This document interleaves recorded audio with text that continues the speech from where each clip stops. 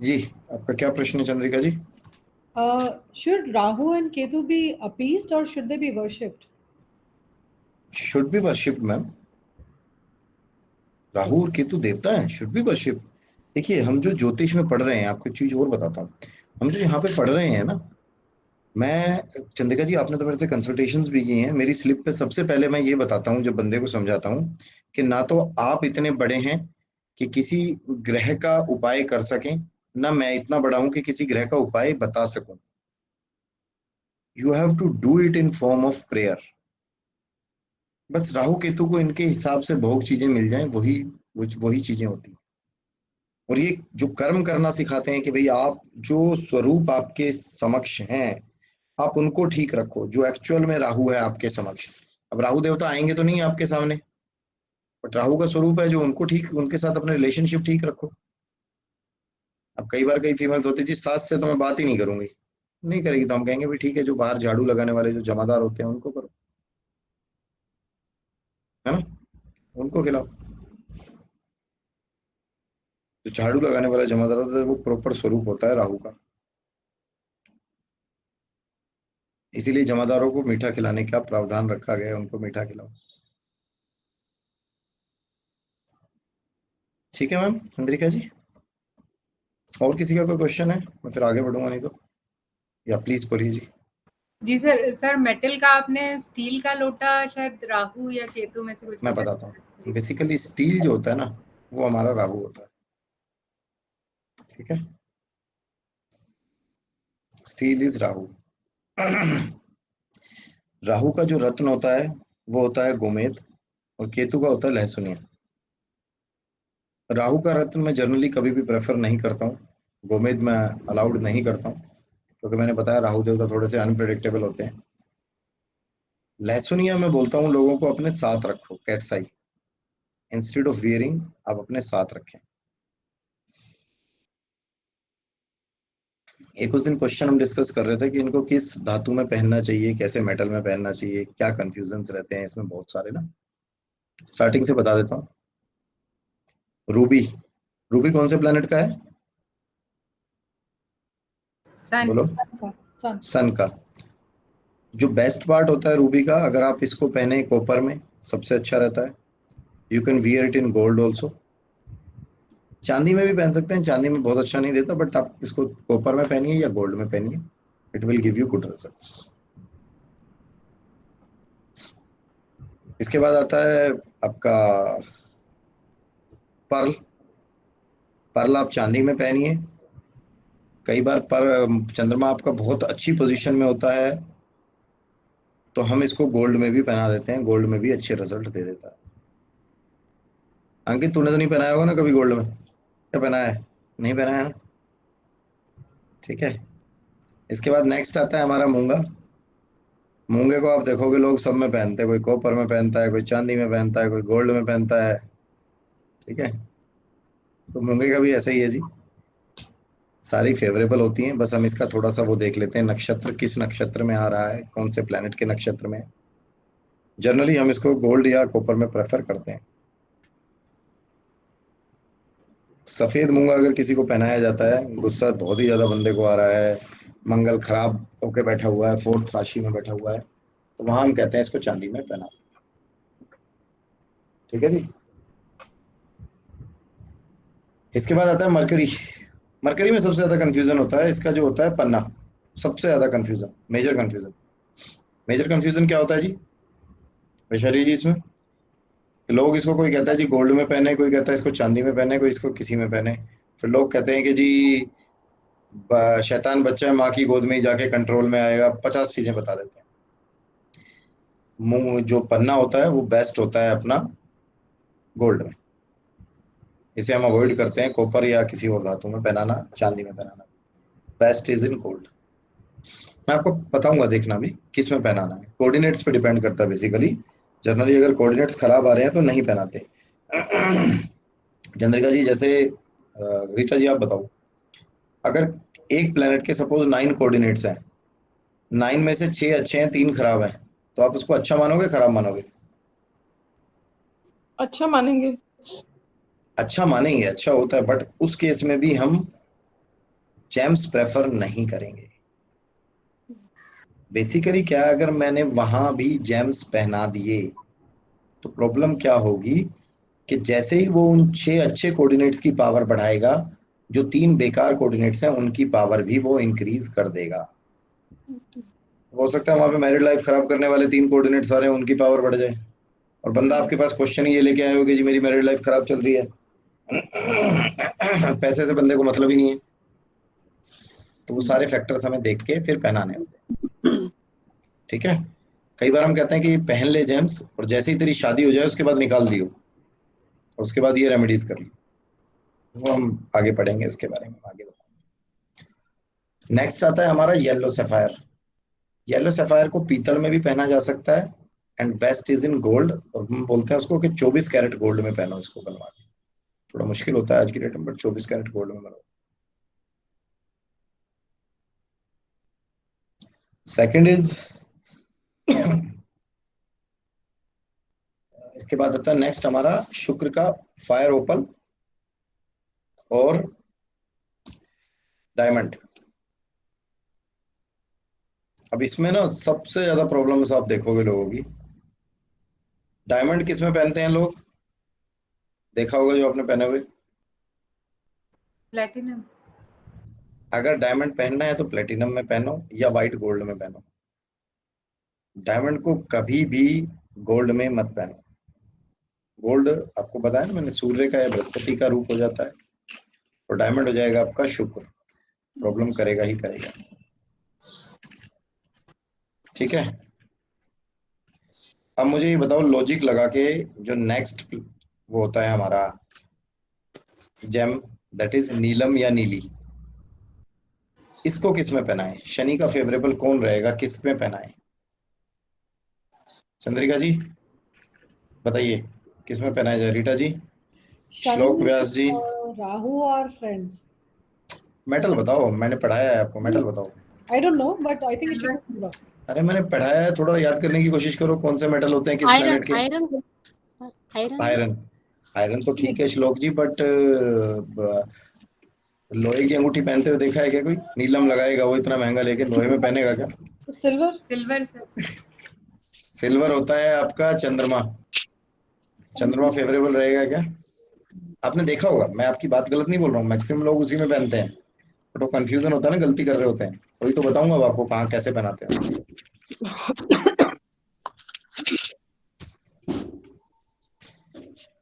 तेजस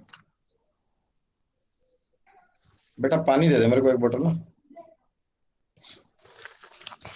basically जब हमें नीलम या नीली पहनाना होता है तो हम इसको, बेस्ट पार्ट होता है कि आयरन में, लोहे में पहनाएं, बट लोहा इज नॉट पॉसिबल।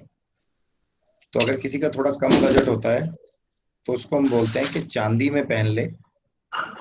बट चांदी में प्योर पहनाएंगे तो वो नुकसान दे सकता है, शांत कर सकता है उसको कहीं ना कहीं। इसीलिए जब अपना जो स्मिथ होता है उसको बोलो कि भाई चांदी में ना थोड़ा सा लोहा डाल दे, तो जब ये दोनों मिक्स होंगी ना तो एक अलग ही धातु बन जाती है। ये जनरली चीज आपको ना कहीं लिखी हुई मिलेगी ना कोई आपको बताएगा। चांदी में थोड़ा लोहा डाल के हम उसको पहना देते हैं। दूसरा, किसी का बजट ठीक ठाक होता है, उसको बोलते हैं कि भाई तू इसको व्हाइट गोल्ड या प्लेटिनियम में पहन ले, सबसे अच्छा रहेगा, बहुत अच्छे रिजल्ट देगा। पढ़ाया था ना मैंने, व्हाइट गोल्ड एंड प्लेटिनियम शुक्र के धातु होती हैं ये। और शुक्र फ्रेंड होता है इसका शनि का, बहुत अच्छी फ्रेंडशिप है ना। ठीक है जी। सिमिलर केस करते हैं हम लहसुनिया के केस में, और गोमेद के केस में भी चांदी थोड़ा थोड़ा मिला देते हैं इसमें। ठीक है जी, क्लियर?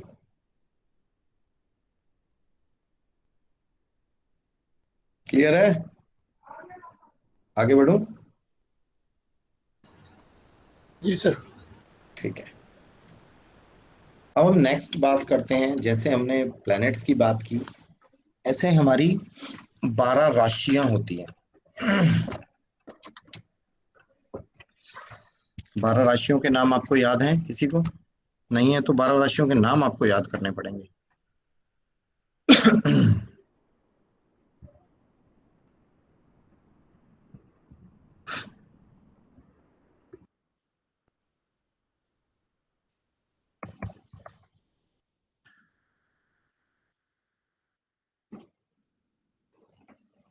हमारी 12 राशियां होती हैं। फर्स्ट नंबर पे आती है हमारी मेष, सेकंड पे आती है वृष, थर्ड पे आती है हमारी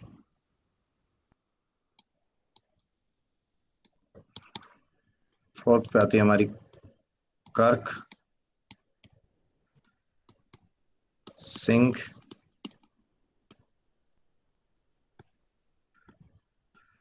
कन्या, तुला,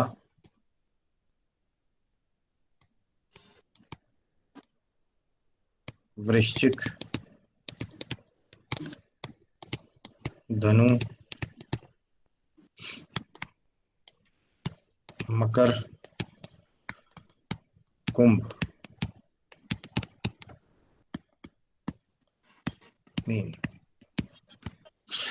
इन 12 राशियों के नाम के साथ साथ कुछ आपको मैं नोट्स दूंगा, बस उसको एक बार पढ़ लेना, उससे ज्यादा यूजफुल वो कहीं भी नहीं रहते। राशियों के स्वरूप क्या होती हैं, राशियां क्या काम करती हैं, वो सारी चीजें मैं आपको बता देता हूँ। किसी भी प्लेनेट में, किसी भी हाउस में, 12 भावों में जो राशि होती है ना, वो एक माहौल क्रिएट करती है। अब समझने की कोशिश, माहौल क्रिएट करती है। जो जिस राशि के एट्रीब्यूट्स होते हैं उसके हिसाब से वो एक माहौल क्रिएट करती है। और उस माहौल क्रिएट करने के बाद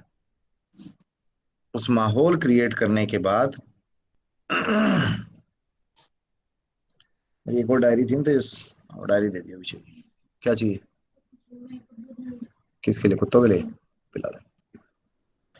तीनों है, एक बैठा है, पिला दे इनको।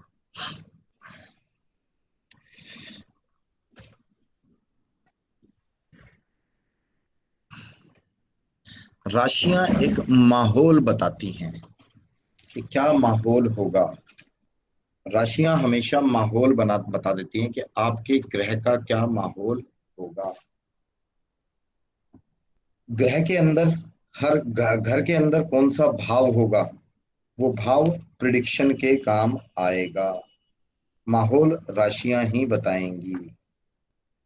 ठीक है? कौन सी राशि क्या माहौल बताती है, ये अभी डिस्कस करेंगे जब हम भाव पढ़ लेंगे।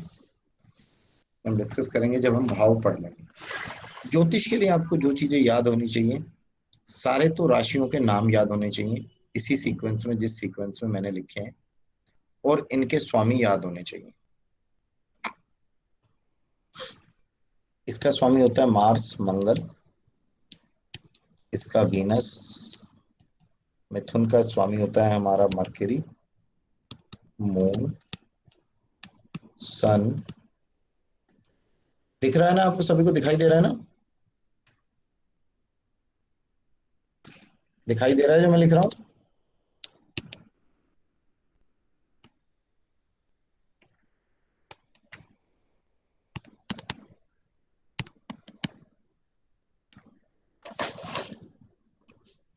दिखाई दे रहा है? बेटा जी दिखाई दे रहा था अभी जो मैं लिख रहा था? ओके। हाँ सर, दिखाई दे रहा है। अभी अभी शायद स्क्रीन। हाँ, अभी मैंने हटाया। जैसे कि अभी कोरोना भी, अपना जो कोविड आया ना, इसके भी केसेस थे। सांस से रिलेटेड बीमारी हुई, कहीं ना कहीं आपके जुपिटर और सैटर्न दोनों मिल रहे थे। ठीक है?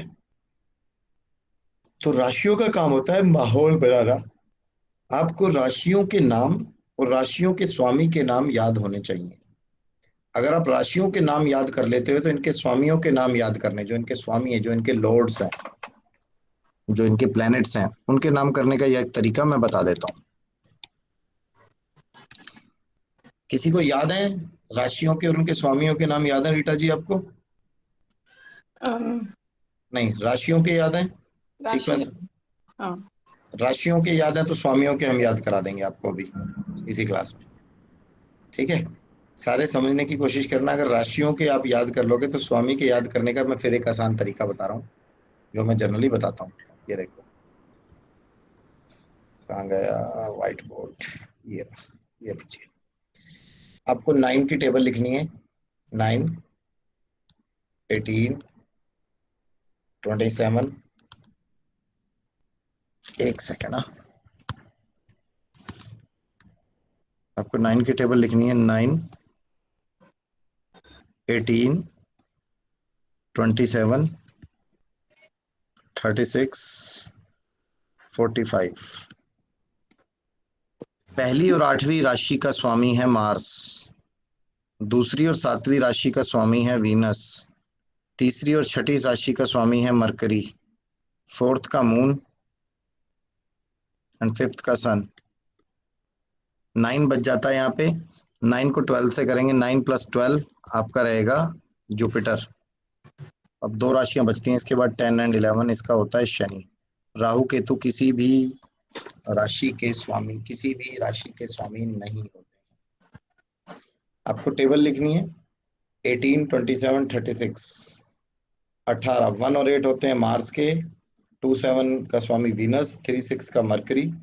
फोर्थ का मून। फिफ्थ का सन। 9 जो स्टार्टिंग में था इसके साथ लास्ट वाला 12 जुड़ जाएगा, जुपिटर। और 10 11। रीटा जी यस सही। याद हो गया?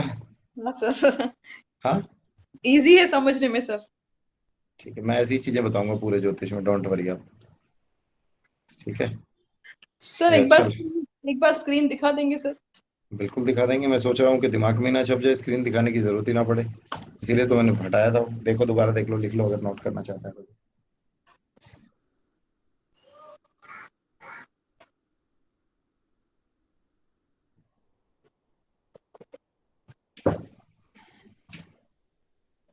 सर स्क्रीन विजिबल नहीं है। स्क्रीन विजिबल नहीं है? मुझे नहीं लगा सर। विजिबल है। Just a moment.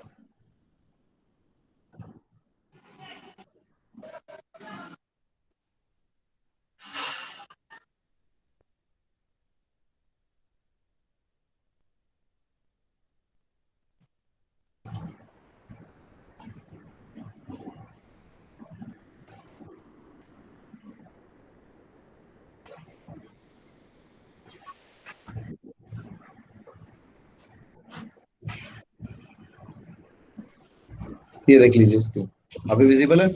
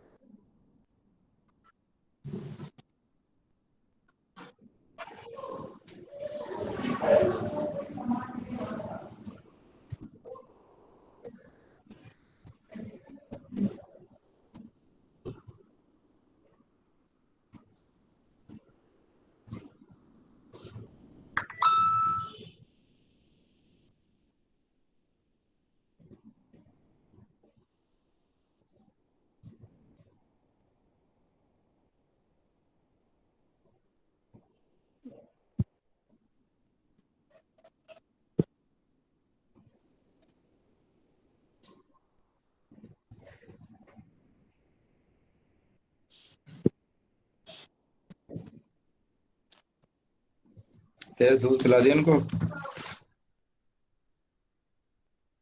Thank you sir. Okay जी, सभी ने लिख लिया है? सभी ने नोट कर लिया है? Yes sir. ठीक यस है। सर। मैं चाह रहा हूँ कि आज मैं आपको भाव पढ़ा दूं, एटलीस्ट भाव भी पढ़ के अगर बता तो मैं इनके बारे में फिर कुछ प्रिडिक्शंस बता दूंगा। थोड़ा प्रिडिक्शन देने में आ जाएगी तो फिर आप पत्रियां खोलने में थोड़ा इंटरेस्टेड हो जाओगे लोगों की ना। ठीक है। आपने सबने अपने मोबाइल में एस्ट्रोसेज डाला हुआ है? एस्ट्रोसेज है सबके मोबाइल में? कोई ऐसा है जिसके मोबाइल में एस्ट्रोसेज ना हो? मेरे नहीं है। नहीं है तो आप लोग डाल लेना एस्ट्रोसेज। मैं एस्ट्रोसेज में बता दूंगा फिर आपको कैसे उसको यूज करना है। ठीक है, आपको बता दूंगा एस्ट्रोसेज को यूज कैसे करना है। ठीक है जी। तो हम कहाँ थे? प्लैनेट्स हो गए हमारे, राशि मैंने आपको बता दी। ऐसे ही हमारे ना 12 घर होते हैं, 12 हाउसेस, जिन्हें 12 भाव भी कहा जाता है। जिन्हें 12 भाव भी कहा जाता है कुंडली के। ठीक है। 12 भावों को कैसे कहते हैं मैं थोड़ा सा आपको समझाता हूँ। कैमरे ऑन कर लो यार सबने, फिर धीरे धीरे सारे ऑफ कर दिए, पता नहीं क्या है।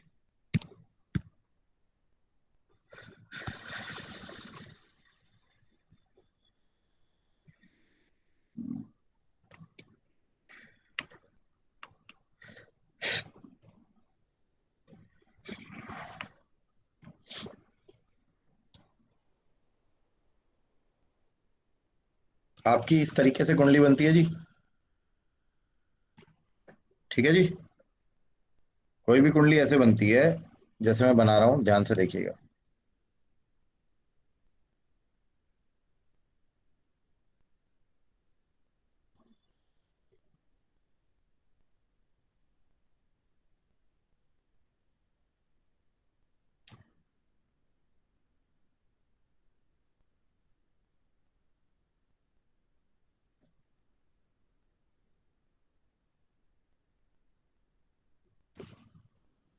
ठीक है जी, आपकी इस तरीके से कोई भी कुंडली बनती है। ये कुंडली का फर्स्ट हाउस होता है। ये कुंडली का फर्स्ट हाउस होता है, इसको फर्स्ट हाउस भी बोलते हैं, लग्न भी बोलते हैं, एंड असेंडेंट भी बोलते हैं। इंग्लिश में असेंडेंट, लग्न और फर्स्ट हाउस। ठीक है जी। आकाश जी, मैं अभी ना क्लास ले रहा हूँ, मैं आपको अगले 45 मिनट्स के बाद मैं करूँगा आपको, आप मुझे भेज दीजिएगा कोड। अभी मैं क्लास, हाँ मैं बोल रहा हूँ ना 45 मिनट्स के बाद। ठीक है जी, इसको बोलते हैं कुंडली का फर्स्ट हाउस या लग्न भी हम इसको बोलते हैं।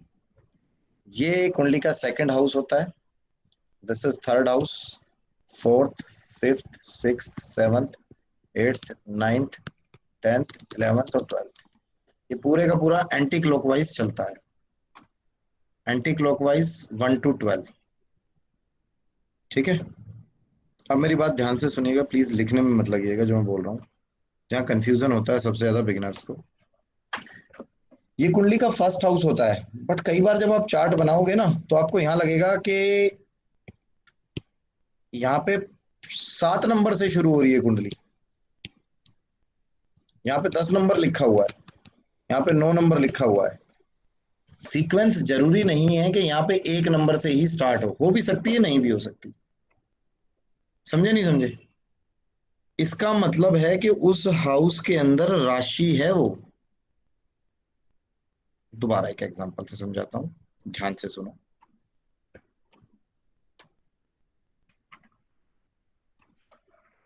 ये आपकी कुंडली हो गई।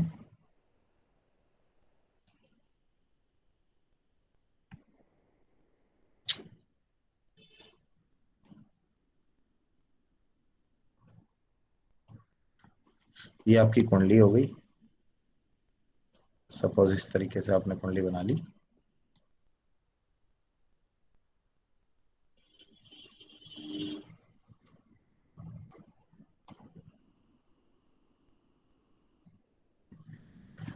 अब आपकी ये कुंडली स्टार्ट हो रही है यहाँ पे 8 नंबर से, ये 9, ये 10, स्टार्टिंग वही रहेगी, सीक्वेंस वही रहेगी, 11, 12, 1, 2, 3, 4, 5, 6, 7, सीक्वेंस वही रहेगी। बट एक चीज ध्यान से सुनो, असेंडेंट अभी भी यही रहेगा, लग्न हमेशा अभी भी यही रहेगा, कुंडली का फर्स्ट हाउस यही रहेगा। अगर कोई पूछता है कि फर्स्ट हाउस कुंडली का कौन सा है, तो फर्स्ट हाउस कुंडली का यही रहेगा। This will remain the first house of chart. First house, लग्न भाव या असेंडेंट। ये क्लियर हुई सबको चीज जो मैं बोल रहा हूँ? स्नेहा जी क्लियर हुई? स्नेहा जायसवाल जी, एग्जिट कौन कर गया यार इतनी देर में, नेट का बड़ा हाँ इशू। सर। ठीक है, रीटा खत्री जी क्लियर हुआ?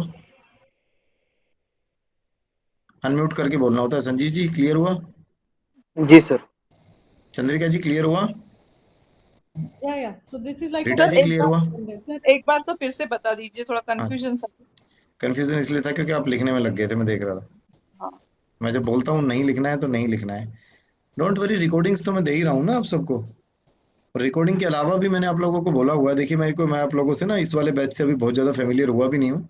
आप सारे लोग मेरा नंबर नोट कर लीजिए, आपके जिसके पास नहीं है मुझे एक हाय हेलो लिख के डाल देना, जिससे कि आप सभी के नंबर मैं अपने फोन में सेव कर लूँ। मैं अपने स्टूडेंट्स के सबके नंबर सेव रखता हूँ, जिससे कि आप कभी भी मुझे कॉल करना चाहें तो बात हो जाए। मेरे टाइमिंग्स हैं सुबह 8 से 9 और शाम को 7 से 8। आप कॉल करो, कोई दिक्कत ही नहीं है। ठीक है, वैशाली जी क्लियर हुआ आपको? अंकित क्लियर हुआ? अभिजीत जी, पुनीत जी, यस सर। श्लोक व्यास जी, हाँ और सर। बाकी लोग जो रिकॉर्डिंग सुनेंगे वो अपने आप देख लेना, उन्हें भी क्लियर होना चाहिए, नहीं हो तो मुझे कॉल कर लेना। अब मैं आपको एक छोटी सी चीज बता रहा हूँ दोबारा। आपकी कुंडली का भाव है रीटा जी फर्स्ट हाउस। कुंडली का फर्स्ट हाउस हमेशा यही रहेगा। This will remain first house of your kundli, this will remain first house of your chart. राशियां कुछ भी लिखी हो सकती है, 8 भी लिखी हो सकती है, 7 भी लिखी हो सकती है, anything, but this will remain first house of your chart. This will remain first house of your chart. ये हमेशा फर्स्ट हाउस रहेगा आपकी कुंडली का। This will remain first house of your chart. ठीक है, ठीक है जी। अब आप जब एक्चुअल कुंडली की कंडीशन देखेंगे, जो मैंने फर्स्ट डे बनाई थी, जो आपको समझाने के लिए शुरू किया था, तो अब आपको कुंडली भी ऐसी ही मिलेगी। आप देखना, कोई भी कुंडली होगी वो ऐसे ही स्टार्ट हो रही होगी लगभग लगभग।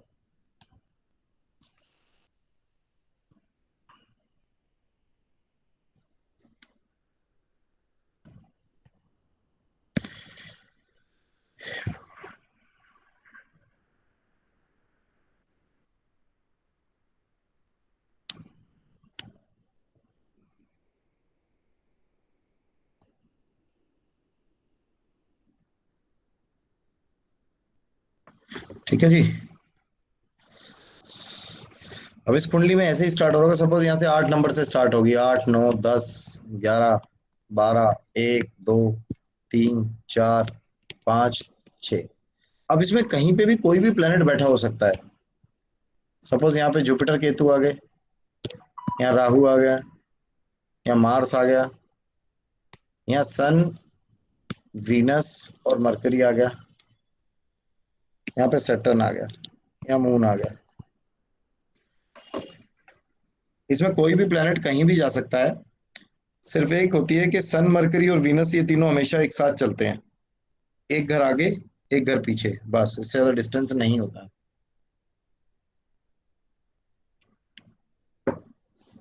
किसी भी जन्म पत्री में एक घर आगे पीछे से ज्यादा नहीं होंगे सन मरकरी वीनस।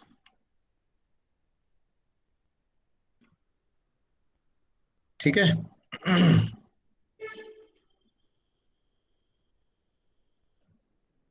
मांगलिक दोष सुना है कभी आप लोगों ने? क्या होता है, क्या होता है मांगलिक दोष में? बताओ। मंगल चौथे घर में बैठ रहता है ऐसा कहते हैं। चलो बेटा, वो तो मैं बताऊंगा। अभी मांगलिक दोष से होता पता क्या नहीं है। अभी सही है कि क्या देखिए है मांगलिक आइडिया दोष नहीं। क्या होता है मैं बताऊंगा स्नेहा जी, अब आप ध्यान से सुनो। मांगलिक दोष में ये बताया जाता है कि मांगलिक दोष वाले जिसमें मांगलिक दोष होता है, जिसमें मांगलिक दोष होता है जिसकी कुंडली में, उसकी शादी मांगलिक वाले से ही करनी चाहिए, नहीं तो स्पाउस की डेथ हो जाती है। बट एक्चुअल में ऐसा नहीं है। जिसका कहते हैं आंशिक मांगलिक है सर इसका। स्नेहा जी आप रुकेंगे थोड़ी देर, मैं लास्ट में क्वेश्चंस लेता हूँ ना। Okay okay sorry. ठीक है जी। मांगलिक वाले का ये बोला जाता है कि मांगलिक दोष वाले की कुंडली, मांगलिक दोष वाले की शादी मांगलिक दोष वाले से ही होनी चाहिए, वरना प्रॉब्लम होती है। ठीक है। बट एक्चुअल में ऐसा मैंने महसूस नहीं किया। अब समझिए ना, ध्यान से सुनिए। अगर कोई बंदा मांगलिक है और जो उसका स्पाउस है, तो हम ये तो उसके स्पाउस की चार्ट से भी देखेंगे ना कि उसकी उम्र कितनी लंबी होने वाली है। नो डाउट हर्डल्स आएंगे मैरिड लाइफ में, ठीक है, बट क्या हर्डल्स को हम कम नहीं कर सकते? मैं आपको एक छोटा सा एग्जांपल अपना ही देता हूँ। मैं मांगलिक, मैं नॉन मांगलिक हूँ, मेरी वाइफ मांगलिक है। मुझे मैरिड लाइफ में कभी कोई इश्यूज ही नहीं लगे। ठीक है। तो कहीं ना कहीं इसमें स्टडीज की जरूरत है, और लोगों ने इसको थोड़ा सा भ्रम ज्यादा फैला दिया है। बंदे के पास गए, बोले पंडित जी शादी कब होगी? पंडित जी ने कहा यार शादी कहाँ से होगी, तेरी लड़की तो मांगलिक है। बोले क्या करना चाहिए? बोले हनुमान जी पे चोले चढ़वा, 51 चोले चढ़ाएगी। दूसरा बोलता है पंडित जी उसने चढ़ानी शुरू कर दी, बाद में पता चला यार 51 बार चोले चढ़ाने हैं ट्यूसडे के दिन, तो 51 तो एक साल में आएंगे ट्यूसडे। 2 महीने के बाद परेशान होकर दूसरे पंडित जी के पास गया, बोले यार तेरी लड़की तो मांगलिक है। बोले हाँ जी, शादी कब होगी? बोले यार कुंवारी कन्या है, हनुमान जी के चोले में चढ़वाइयो। बोला जी चढ़वा दिए। बोला अब कैसी शादी होगी? तो बंदे को जाना तो था कलकत्ता, और उसको बैठा दिया आपने दिल्ली की ट्रेन में। मध्य प्रदेश में कहीं थे, अभिजीत महादिक जी के यहाँ पे आसपास। ठीक है, तो ये चीजें आपको थोड़ी सी समझनी होगी। कभी भी ज्योतिष में जो भ्रम फैलाए गए हैं उनसे हमें बाहर आना है।